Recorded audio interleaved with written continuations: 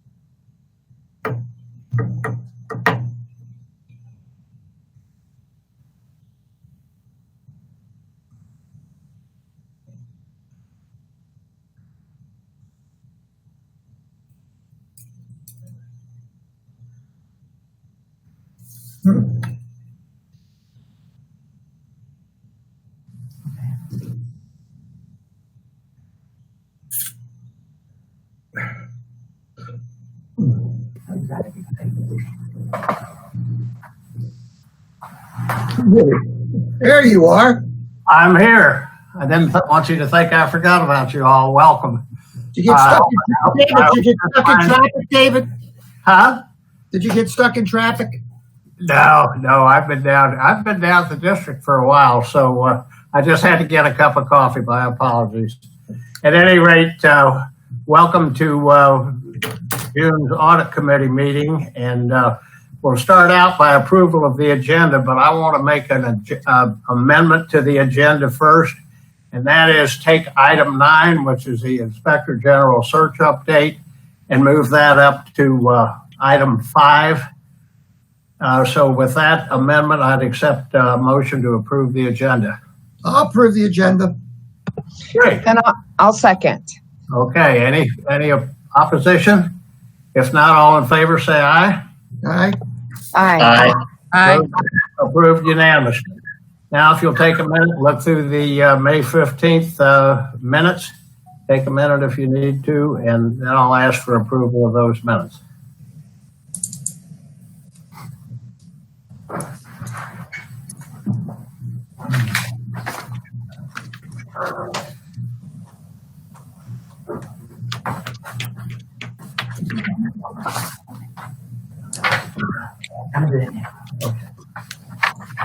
I have a motion.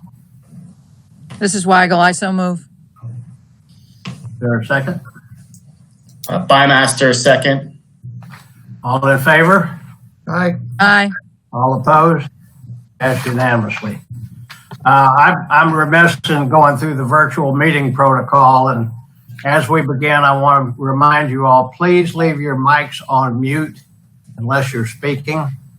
You can raise your hand to get my attention, and I'll nod to acknowledge. If you've asked a question and then have a follow-up, please mute your mic in between questions, and I'll get back to you to see if you have follow-up questions before moving on to the next person. If you need to step away from the meeting for a minute, please turn off your camera. This will let me know you've stepped away, although I know you can still hear what's happening in the meeting. At this point, even though we've started, Joyce, I'll ask you to take a roll call, please. Go ahead. Okay, David Talley, Here. Tammy McDonald, Deborah Manza. Here. Okay. Deborah Manza, Michael Dixon, Here. Mark Bymaster, Here. Kathleen Weigel, Here. Chandler Williamson. Okay, we have a quorum. Okay. Now, for those of you that are on this, on this meeting, those of you that sit around the committee table, if you'll please individually introduce yourself. Frank Barbieri, School Board. Oh, sorry about that. Mike Burke, CFO. Nancy Samuels, Accounting Director. Patricia Morales, the Office of General Counsel. Okay. Keith Oswald, Deputy Superintendent. Are there any others? Also. Well, I hope so. Okay, thank you all. Next, public comments. Due to the virtual meeting format and board procedures, public comments sent by email before or after the meeting will be entered into the meeting record under new agenda item. Okay, we're going to move on to number 5, which I've moved up to Frank Barbieri to discuss what happened at the school board meeting yesterday. Thank you, Mr. Chairman. So I'm extremely happy to tell you that the timeline that we put in place has nearly ended, which is great. And we picked a superb new Inspector General to replace Mr. Chu, Teresa Michael, who you can see there on the screen. And so at this point, Ms. Michael comes to us, with a substantial amount of very valuable experience. And I think if you watched the meeting last night, you probably were very impressed. After the meeting, everybody was calling me, telling me that she did a magnificent job in the interview, and she's very impressive.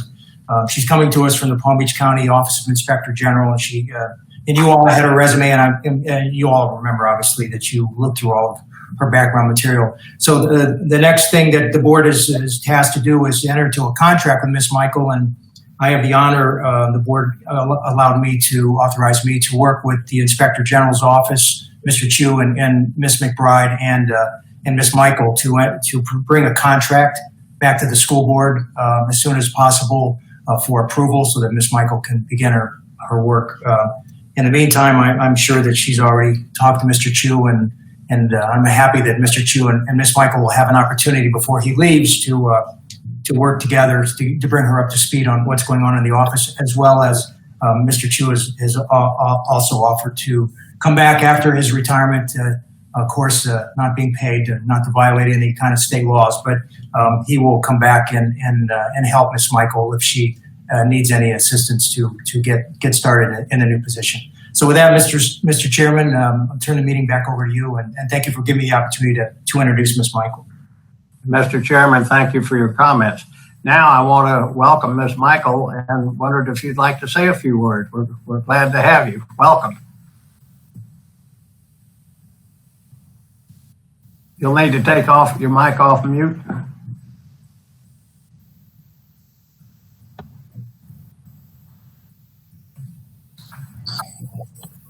There you go. Nope. Am I off mute now? There we go. You are. Welcome. Well, thank you very much. I really appreciate it. I feel very honored to work with the school board and with the audit committee. I've looked over the work that you've done. You put a tremendous amount of work together. The IG team, I know a couple of people. The Inspector General has just done an amazing job there. He really has. And I just want to build on that. And I appreciate his offer to help me. He probably will get tired of me, but I am an investigator, so I will track him down. He won't be able to leave too far. Maybe he should have found somebody that had more of an audit background, because I will find him. I'm a good tracer. So, but I just want everybody to relax and understand that I'm not going to come in and for the staff, I'm going to look at everything. We're going to work together. But I just want to build on what we have. And I really do work on an open door policy, but please don't be afraid. Don't worry. We're going to move forward and it'll be in a positive motion. But that's we just want to welcome you, and I'm personally looking forward to meeting you. And I think I can speak for our entire board. We're all anxious to work with you as we have for years with Mr. Chu. So again, welcome to a wonderful organization, and we're very happy to have you. Thank you very much. Again, I'm looking forward to working with the audit committee and with the staff and the school board. This is a great opportunity for me. Thank you very much. You're welcome. Have a nice day and stay well. I will. Thank you. You too. Okay, thank you. Okay, we'll move on to what is now item 6, audit reports. Mr. Chu.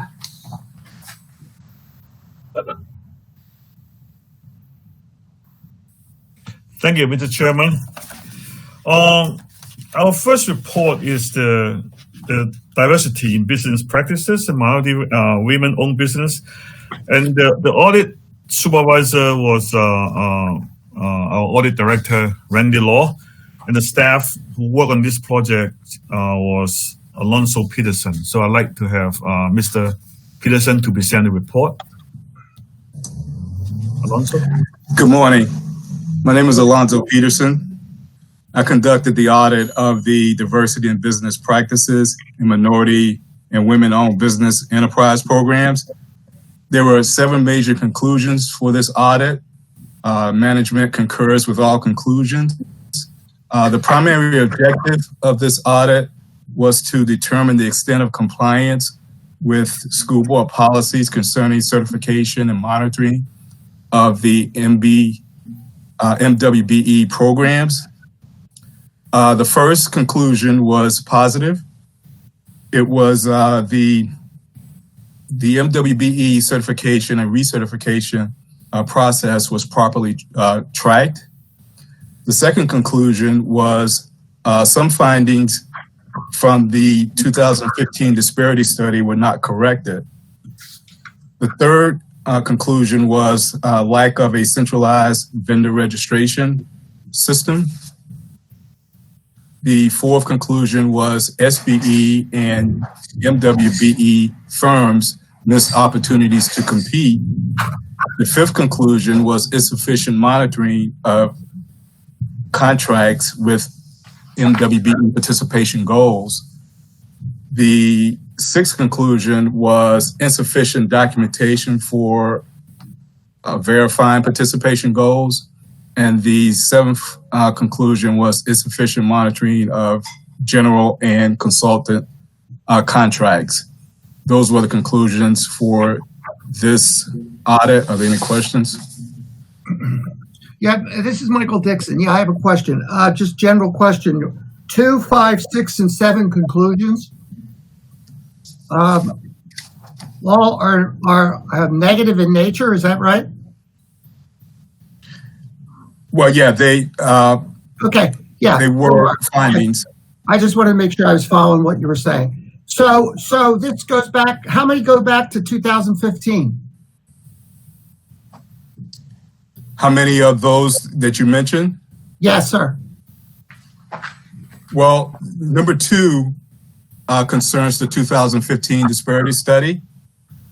And which other did you mention? 5? 5, 6, and 7. Number 5, insufficient monitoring of contracts with MWB participation goals. That was subsequent to the 2015 report. And so was 6 and 7. All of those were subsequent to the 2015 report. Okay. And 2015 was the last year this was done? That's the last time the disparity study was updated, yes.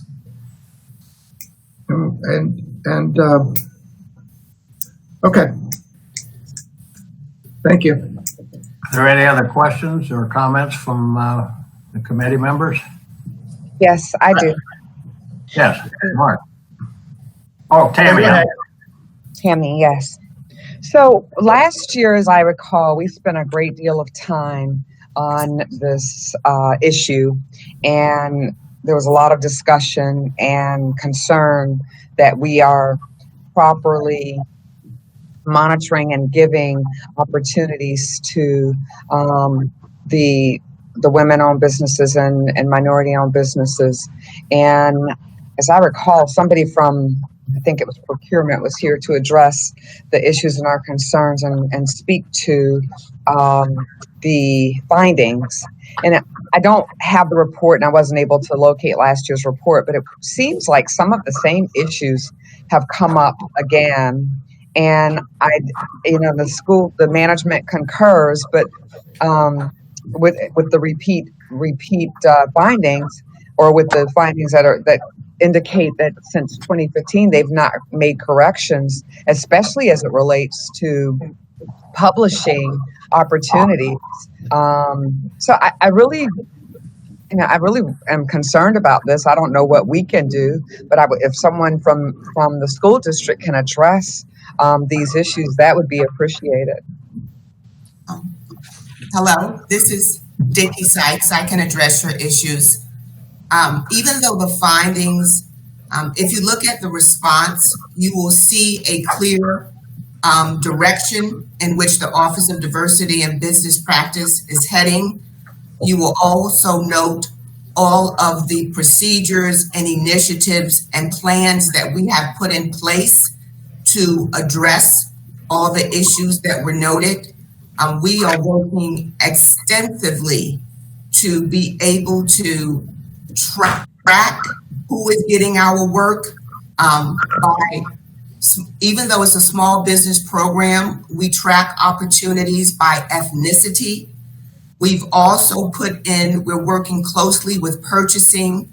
We've developed a master bid list where we can forecast what work is coming out, and we distribute the information, the forecast, by NIGP codes so that we can develop customized outreach programs for particular commodities. So we have meet and greets on a regular basis with department heads so they can explain what opportunities are coming out, how those opportunities will present themselves to the small business community, so that people can get prepared in advance to be able to pursue these opportunities. We've developed an initiative also between purchasing and the Office of Business Practices so that we can ensure that everyone that has expressed an interest in doing work with the school district are getting that information in a timely basis, that information is going into BidSync so that when the solicitation hits BidSync, the community is aware of what's forthcoming. So we have been doing extensive work on tracking opportunities, having customized meet and greets with people in the community.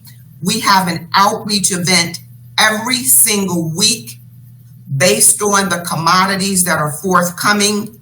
We do on-site construction compliance monitoring to make sure that the vendors who are listed on GMPs are the actual vendors doing the work for the school district. We are doing everything that we can to ensure that there's equity within our process. So even though these findings are generally from 2015 and 2016, I was hired in 2017. And my staff was revved up in 2018 and 2019. And now that we're fully staffed, all of the issues that you have in front of you have been addressed, and we're consistently working on them. Thank you, Ms. Sykes. Thank you. Okay, are there any further questions or comments? If not, Mayor Quartermaster, I have a question. Yes. I know the county and other governmental entities are revamping their systems.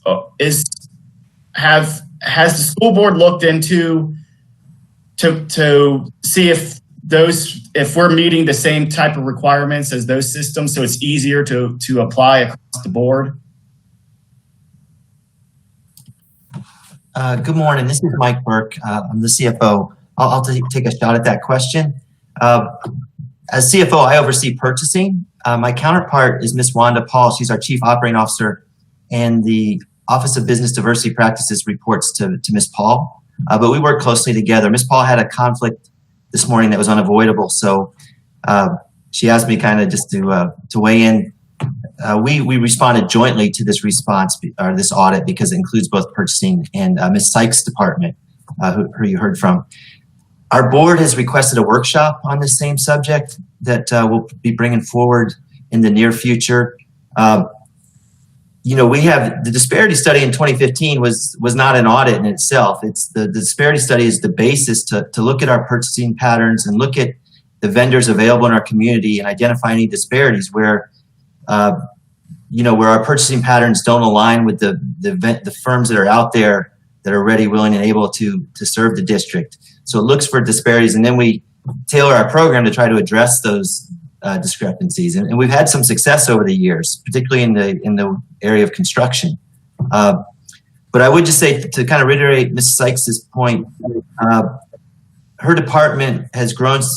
Upon her arrival, it was pretty well determined that there was inadequate staff to live up to all the expectations of their monitoring and their outreach and compliance. So a few years back, we did significantly expand that department, and it's grown under Ms. Sykes' leadership.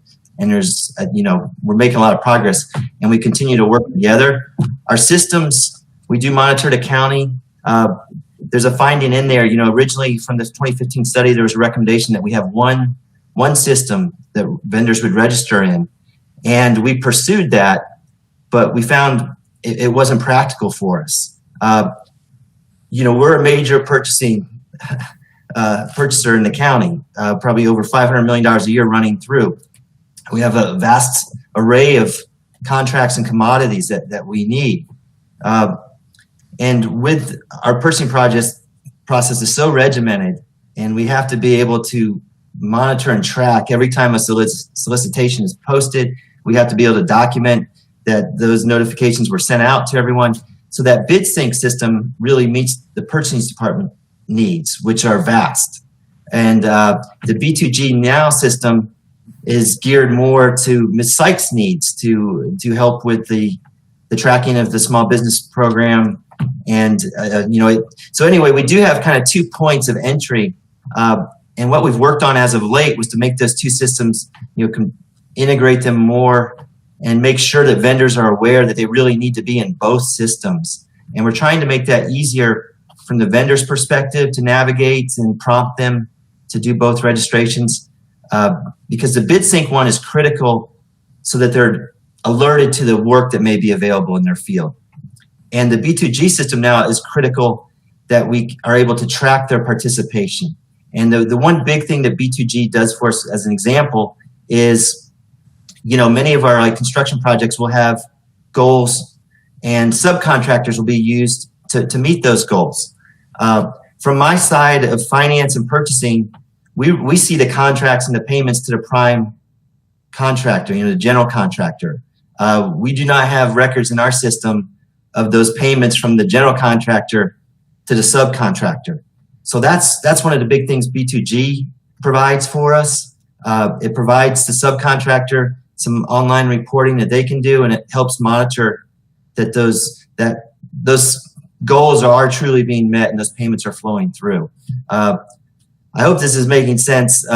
Really, though, I was trying to outline that what we have found is there's a need for both systems to kind of coexist and work together.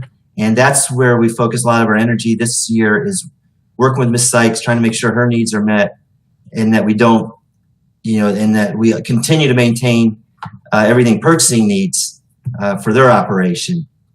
So, but as far as systems go, yeah, I think, bid sync is used nationwide. It's a major provider for this type of service. And B2G Now is also used extensively. And I know when we bought that system, we did a lot of research. So they're both kind of good systems, but we can't get down to one at this point. We need them both. And I would just say they're on par, though. I think to your question, we're looking at what the county's done or others. Yes, we have. And that's really what, I think our systems are on par with any other local government. And may I just add to that, Mr. Burke, we really did come up with a successful workaround to kind of get the information from B2G with everyone that registers within our technological platform. We send that information to purchasing and they send it to B2G so that we can have all of the vendors in both platforms, so no one misses out on an opportunity, so that everyone can see what's forthcoming. So we came up with a workaround because we both needed our independent platforms. We came up with a workaround that made sense for both of us and would benefit the small business community. Okay, well, Mike and Ms. Sykes, thank you very much. Does anyone else on the committee have any questions? Yes, this is Debbie. Can you hear me okay? Yes, Debbie. Okay. Page 7 of the report, table 4, that was the April 2015 disparity study. And I guess this is a question, concern, however you want to say it, that since that time frame in 5 years, that there's still items that have not been corrected or partially corrected. So how long is it going to take to correct these items? And also, what is an acceptable time frame to correct them? I'm sorry. I have a storm going on outside. I went out for a minute. Can you repeat that question? I'm sorry, I didn't hear the beginning of it. Sure. Page 7, table 4 is the 2015 disparity report. Yes.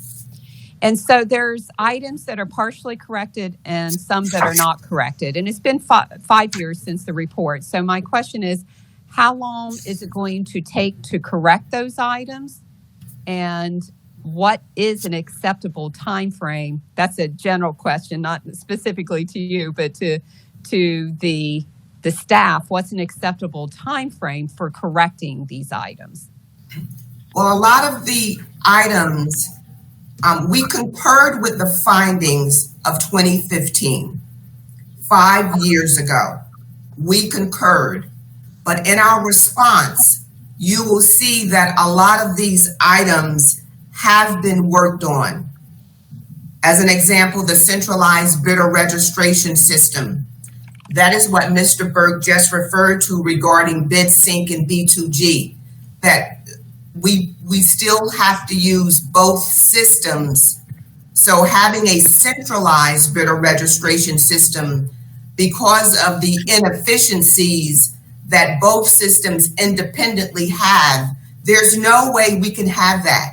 But we came with this workaround to be able to plug in the hole so that vendors would be able to receive forthcoming opportunities.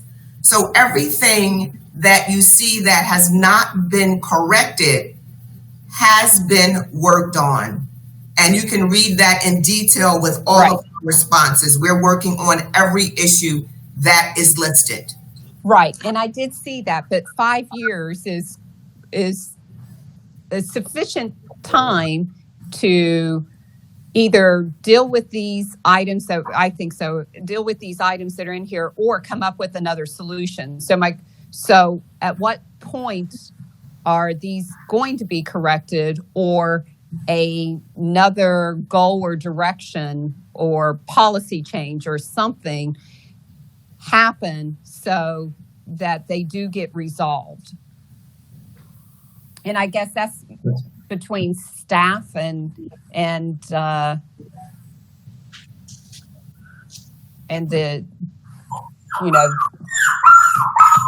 Mr. Burke? Yes, and I apologize. We have a new puppy in the house. If you hear some background whining, it's not me. Good. Okay. I think, let me, I guess, share what I know. This 2015 disparity study, it was based on data from 2009 to 2013. So we're about due for another study. And and that's just the nature of this work. Periodically, you have to update the study to see if your program is meeting its goals or not. So we're at some point in the near future, we're likely going to need another disparity study, and I think that'll be discussed at the board workshop. One of the things, though, to help get the best results out of the future study, we found that we need to track more data as a district. You know, we identify firms and we qualify them into our SBE program, and formerly we had our MWBE program. So we have data on those firms, but we spend a lot of money with across a lot of businesses outside of those programs, and we don't track what you know, who owns those firms, and you know, what's their race or ethnicity, and you know, is it a male-owned or female-owned company? So basically, a lot of those firms are just presumed to be, you know, majority firms, I guess, with lack of a better term. So one of the things we're working on this year, and is to add a what we call a vendor supplier portal as part of our PeopleSoft system, which is our major ERP for finance. And there's some benefits to doing that, which will actually give us more data. What we want is to kind of have firms voluntarily share that information with us. And the benefit to the vendors is they'll be able to go in and do things like check on their upcoming payments and see where things stand in processing and payments. And the benefit to the district is that we hope to kind of gather more information about every company that we're doing business with. And that will aid the next disparity study. One of the things we went through with the 2015 study was there was limited data available. So then these firms do this for a living. They can do a disparity study even if the district has no data practically, right? They'll do their best and they'll draw from other sources. But one thing we want to work on in preparation for the next study is trying to get more data outside of Ms. Sykes' programs, just across the district in total. And it's a delicate situation because firms, you know, when you start asking for that information, they may get concerned that it has something to do with their success of getting a contract with the district. So that's what we're navigating, and we want to just get that information just to have it for the sake of data, and it would not influence any outcome. But that will help set us up for the next disparity study. You know, again, I think this work is advancing, and we're doing more with Ms. Sykes now and the expansion of that department. You know, I just, I guess to your question is why haven't every finding or goal been met? I'm not sure that's completely uncommon in this area. You know, some of these goals we continue to aspire to and work towards. And sometimes we may want to, despite our best efforts, we still struggle to meet some of these goals. And sometimes it boils down to the availability of firms and vendors in the community. So it's an ongoing effort. And I know with Ms. Paul and Ms. Sykes, you know, it's got their full attention. And our school board closely monitors this. Each month we take a purchasing report to the board that shows every dollar we spent into which firms we break out the percentage, you know, SBE, all that. I got another question from the board last night for additional data. And we've been working closely with our ERP department, which is the PeopleSoft experts, and our financial system, the diversity department, and then purchasing. So I know we're making progress. I saw, I think, a hand go up from Mr. Dixon, and I'll stop there for more questions. Thank you, Mike. Michael Dixon. Yeah, just a comment, and I'd like to, Michael, thanks for your explanation, and Dickie, thank you. I think we're working with some old data on the 15, obviously, but there's some inconsistencies with the other items in the report, 5, 6, and 7. I think as a committee, I'd like to make make a motion that our committee, I don't know procedurally how this works, but I like Michael's idea about maybe getting a new study on the board here to pursue, and then we can revisit this as an audit committee after they update their procedures. It sounds like there's been a lot of improvement over the period of time, but some of the things are still lacking. So I'd like to make a motion that Michael pursue the new study on this topic. Okay, there's a motion on the floor. Is there a second? I'll second that, Debbie Manzo. Okay, any discussion on the motion? All in favor of the motion, say aye. Aye. Aye. Those opposed? Passed. Now, going back to the report itself, I need a motion to approve the report as presented. Weigel, I approve. So move. Discussion? All in favor? Aye. Aye. Opposed? Motion carried. Okay, item 6.2, audit of band programs, revenue collections, and expenditures. Mr. Chu. Thank you, Mr. Chairman. This audit was performed by Anna Santana. I'm going to have Anna to present it. And this audit was supervised by our audit director, Randy Law. Anna? Hi, good morning. My name is Anna Santana. I was the auditor assigned to the band program revenues collection and expenditures audit. The objective of this audit were assess the adequacies of control in revenue collections and program expenditures approval, and to determine if field trips documentation and background checks for chaperones, volunteers, and consultants were in compliance with the school district procedures. The audit produced the following major conclusions. The first conclusions was non-compliance with documentation for receipts, disbursement, and fundraisers. This conclusion were included in the school's audit of internal account for fiscal years 2018 and 19. This conclusion will be discussed with more detail in the next presentation by one of our team members.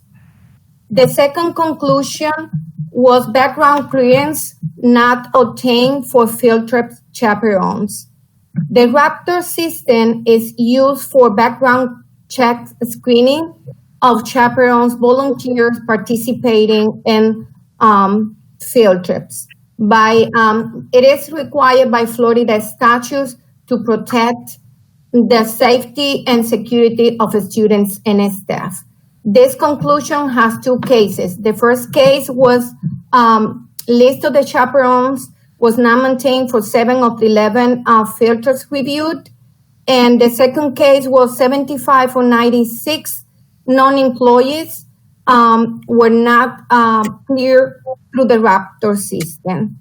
And the fourth conclusion of this audit was required field trip transmission slip was not used at one of the 5 schools reviewed. Any question? Thank you, Anna. Are there any questions from the board? Mr. Dixon. Michael. Yeah, thanks. I don't have a question. I was just, I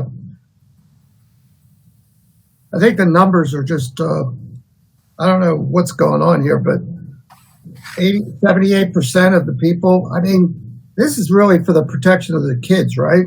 This Correct. This procedure, it doesn't seem like it's working at all. I mean, 78% of the people, if I had a child in school who was in a band right now, I wouldn't be too happy. I mean, I don't know who's responsible to coordinate all this, but I don't know what department this fits into. But just looking at the conclusions, they're not very positive at all. This is Debbie. Can I jump in here a minute? Because I have a question about that. Sure. If you look at page 5, under management responses, the principal of Park Vista High School.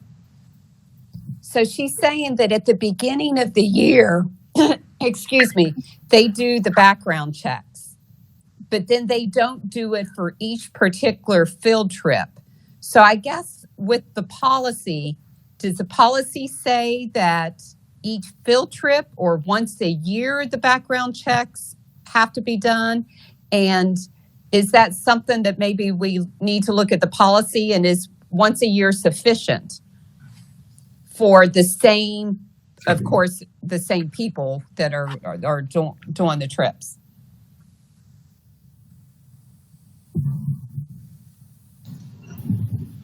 Mr. Talley? Yes. Oh, Randy's there. He can. Go ahead. This is Randy. I'm the audit director with the OIG's office. I just want to explain something about this.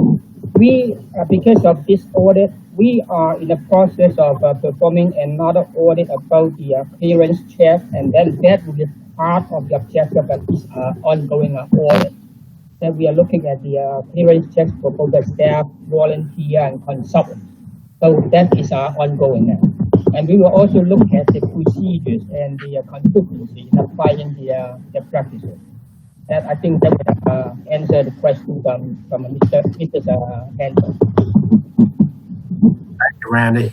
And by the way, that was a very nice presentation. Mr. Chairman. Yeah, Mr. Chu. Yeah. As a general rule, when we do the audit at the schools, when we see some kind of trends, and then we take the trend very seriously, and this is a good example that we kind of initiate a separate audit. Because of this particular audit, we find out the clearance for the visitors, consultants, may have issues, and this is only for the band program. And then we're kind of thinking about what about district-wide for all the schools, because we don't like to see any case happen to a school. Even one case is too many. So right now, we're in the process of doing the field work for the clearance check for all the schools. And I hope that we will come back with a result pretty quickly in light of all, many of the schools are still closed. And then the data may not be available, but we are working on it and to make sure that this issue is being addressed in a timely manner. Thank you. I would like to refer you all to page 8 and management's response to conclusion 2, the second paragraph. And it said that they've put into force regional and structural superintendents being responsible for monitoring or chaperone clearance for each trip. They'll be asked to keep a log of trips approved and status of all chaperones before they submit the field trip request for final approval by senior staff. So it appears it's in the process or will be addressed in the future. Are there any further comments from the committee? Yes, Chair. I'm sorry, I could not understand what Randy said. So what is the policy that the chaperones have to be done yearly or before each field trip? So that may be multiple times. Mrs. Mansell, like I said, we are in the process of reviewing the entire process for the background check. And during the FY19 internal funds audit for the first 6 months before the school closed it, I already asked my staff when they visit the school, we started doing some survey as to their individual schools process, how they handle the volunteers' background checks. So we are compiling the information, and then, like Mr. Chu said, we will issue a report as soon as we have all the information analyzed. Okay, but what is the current policy? That's my question. What is the current policy? Mr. Osgood, do you want to answer these questions, or you want me to Just the current policy for when background checks have to be done on chaperones before a trip. Hi, this is Mike Burke again. My understanding is once a year would suffice. That if these parents were run through our Raptor system, that then they're on file. They've done the background check's been completed, and once a year would essentially meet the school's requirement under our current processes and expectations. I just want to share also just a little context. Several years ago, we had a fairly high-profile audit report around some band trips at a particular high school that prompted a long list of corrective actions, and we have done that. I mean, they've been in place for a few years. We've reinforced it with our training. So the safeguards are there. You saw this response came back from our deputy superintendent, Mr. Oswald. I'm not sure if he's still on the call, but the focus now has to be on really adherence to those requirements And I know Mr. Talley mentioned, so the commitment that we'll work with our regional instructional superintendents to kind of enforce that and make sure all schools are following through. Yeah, if I can jump in, this is Keith Oswald. So obviously safety is a priority for our students, and that's why we are putting in these additional protocols through the regional offices as a sign off. Also on the form itself, we're going to add an additional sign off so that it's already on the field trip form, but we're going to add an additional step to show that to ensure that they went through this particular step of doing the background check. So we're adding those additional protocols. Obviously, our principals are working to ensure the safety of the kids each and every day. We're going to add those protocols to ensure that it's signed off. And then when these get routed through the regional offices, they can follow up with the principals themselves that it's been done. So obviously it's not acceptable when it's not, and that's why we're instituting those protocols immediately. Thank you, Keith. I appreciate it. Well, I feel comfortable myself that, that the problem's been pointed out and that corrections are in the process of being made. Any other committee members have any comments on this report? If not, I'll entertain a motion to accept the report. Approve it. Do I have a motion? Mark Bymaster, motion to accept. Is there a second? Debbie Manzo, second. Discussion? All in favor of the motion signify by saying aye. Aye. Aye. Passed unanimously. All right, next, item 7.1, fiscal year 2019 and